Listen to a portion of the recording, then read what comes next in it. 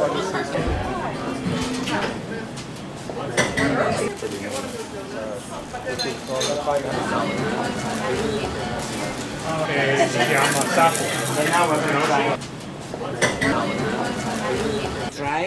You have to. Do you have any concerns about the, there's some new hybrids in Kenya, for instance. They're coffees that are, I believe, botanically, have a little bit of, their family lineage has some Robusta in it, maybe. You know what I'm talking about? Some of the, why I call them Frankenstein coffees. Yeah, I mean, well, a lot of the coffees, even the better coffees, are hybridized.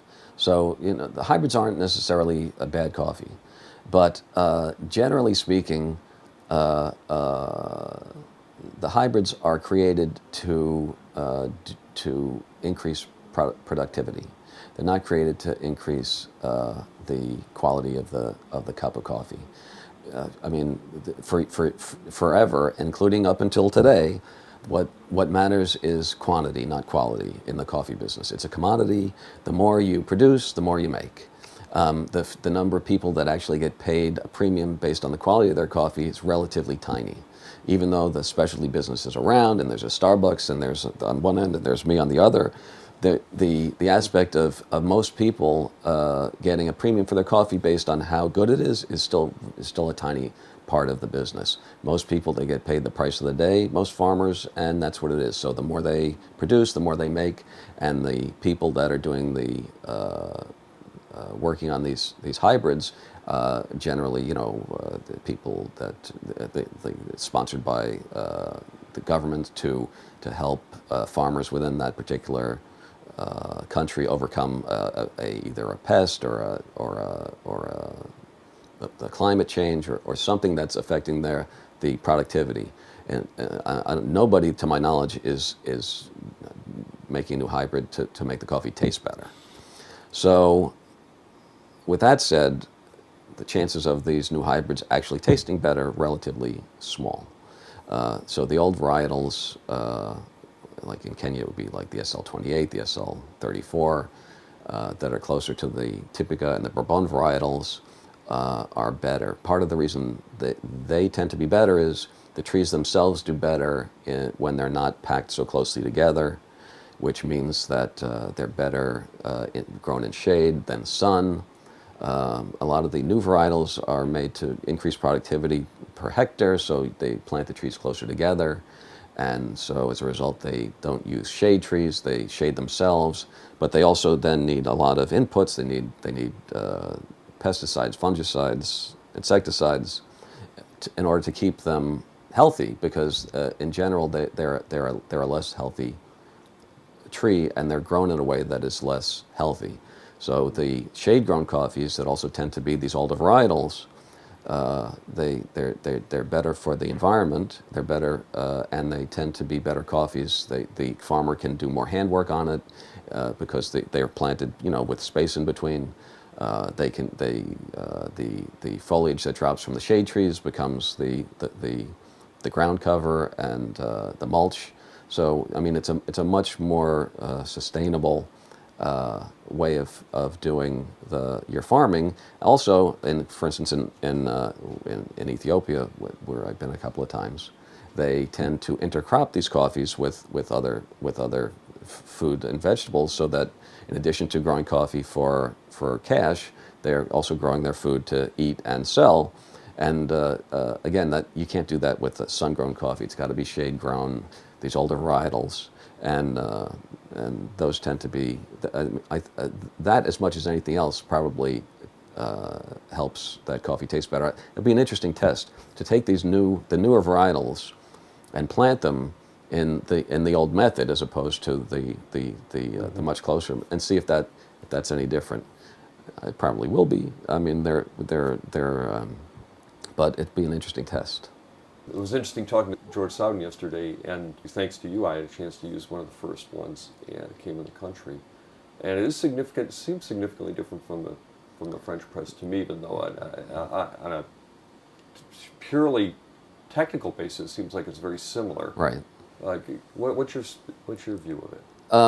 Well, I mean, initially when I saw it before I had tested it, I just figured it would be similar to a plunger type French press coffee, which is a nice way to make coffee. Not my favorite, I have to say. Chemex is my preferred way, but but I did test it, and I was really surprised by the result, because and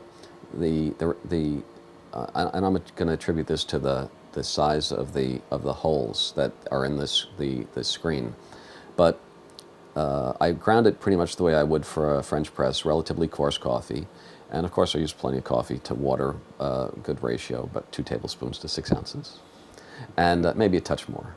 And I brewed it about the same length of time as I would a French press, about 4 minutes, and I gave it a stir, and I poured the coffee, and it really was like a cross between French press and filtered coffee, because it didn't have the almost filmy suspension that you get of the particulate matter that is present in the French press coffee, but just because the physical screen size permits more of the fiber to come through. And this method really filtered that out with this special filter. And the result was, now that I think about it, the reason it tastes more brighter and more of the acid comes through is it's not that the method makes the coffee more sweeter, brighter, or acidy. It removes the suspension, which dulls your ability to discern that. That would be like perhaps the flaw in the French press that you don't get in the soft brew. And again, if we go all the way back to dark roast coffees, where you don't get a lot of acidity, and if you're using perhaps not the absolute top coffees, you're never going to get that acidity. You don't miss that in the French press. But if you made those same coffees in the soft brew, I bet you detect that they would be not as good as you would have thought. How's that for an answer? It's a good answer. What I remember calling you and telling you pretty excitedly is that for the first time I was able to taste that acidity in a steeped method. Right. It's just unusual. And I'll bet that's part of it. I'll bet the absence of that particulate matter, which is trapped by that filter, makes it the palate more capable of tasting those flavors, as opposed to doing something else to brew those flavors in that method that you wouldn't otherwise in a plunger style. Because I can't imagine why it would be otherwise. What's your favorite coffee brewing method? Well, if you were to, that's a tough one, but I'd have to say Chemex. My mother bought me a Chemex when I moved to New York City in 1978, and I love it. I mean, and it's a very different brewer than any other paper filter. It's different than the Melita style filters, and it's not just the fact that it's a true cone as opposed to a truncated cone. The heavy bond paper actually allows, even though the paper is heavier, it allows more coffee oils to go through than the Melita style paper, because since it is a fatter, heavier bond, the weave of the paper itself it can be looser. So it actually lets more of the oil through, still retaining all of the particulate matter, but you actually get more coffee oil through. And so besides being quite different from a soft brew, which was delicious, or a plunger, which can be terrific, it's actually side by side very different from another manual Melita style brewer. You can still taste the difference. And of course, you demonstrated that so capably in the Coffee Brewing Secrets DVD, which is available online at Oren's, I think. We still have a few. We both have a garage full of both. So. I mean, this is such a great business, the coffee business. I graduated in 1978. I wanted to do something on my own, but I also knew that it had to be something that would be fun, because it was not something that I was going to build and sell. I was going to be doing this for the rest of my life. And I looked at the coffee business early on, and it was right after the Black Frost of Brazil, so the coffee prices were very high, and I didn't know anything about roasting your own coffee. So I didn't think it was going to be a viable business. So I spent the next 5 years looking at other businesses, like from kids' shoes to dental supply to cafe franchises. I looked all over them, but nothing looked like it would be fun.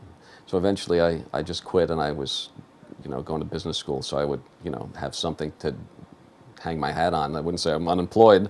I'm going to business school, and while I was going to business school, I was doing a marketing project on coffee, and I saw an ad for an in-store coffee roaster, and that really sort of made everything click for me, and I realized I could do the coffee thing and have coffee that would be different than everybody else. At the time, I didn't realize that it was going to be different and better, because what did I know? I didn't come from the coffee business. I didn't know people didn't buy the best coffee you can buy and roast it up fresh every day, but it turns out they don't. So ours was better, and and it's always been a product for us. The product has always been, that's what saved us. That's why we're still here. I mean, really, it's all about the coffee. So, and it's just been fun, and it's something you learn, something new every day. I mean, the soft brew, here I've been doing this 25 years. Here's something new.